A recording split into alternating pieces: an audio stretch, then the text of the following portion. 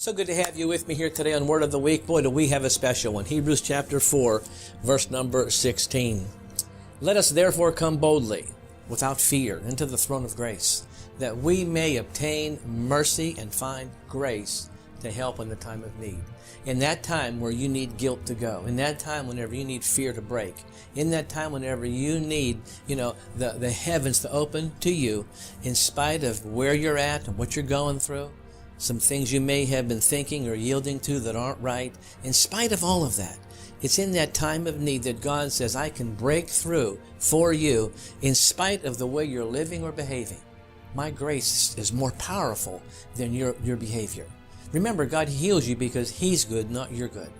He saves us not because we're good, but because He's good. He's got all the goodness. And this verse is talking about how do we respond to God after we've thought bad things and said a bad word, after we have mishandled a relationship. Guilt wants to come in and crush you. The enemy wants to come in and remind you. What does God want to do?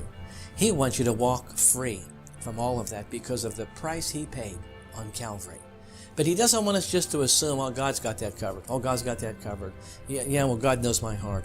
While all of that may be true, this verse is very clear. It says, let us therefore come.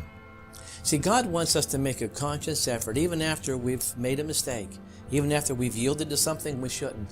He wants there to be a conscious effort on our part to come to Him.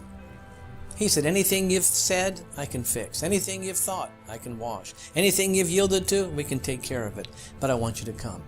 He wants that accountability. He never wants you just to think God's got it covered. He never wants you to move into assumption or presumption. He wants accountability. Like any good relationship, there's got to be an accountability between two parties. Amos 3:3 says, can two people walk together unless they're in agreement? God wants to come into an agreement with you. And that is, if you come to me, I am your source for cleansing and forgiveness, for lightheartedness. Just come to me. We'll take care of it.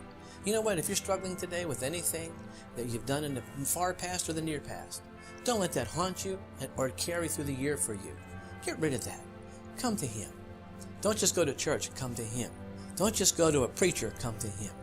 Don't just go to a Sunday school class or a conference or a crusade. Those are all great if they bring you to Him. That's your word for the week.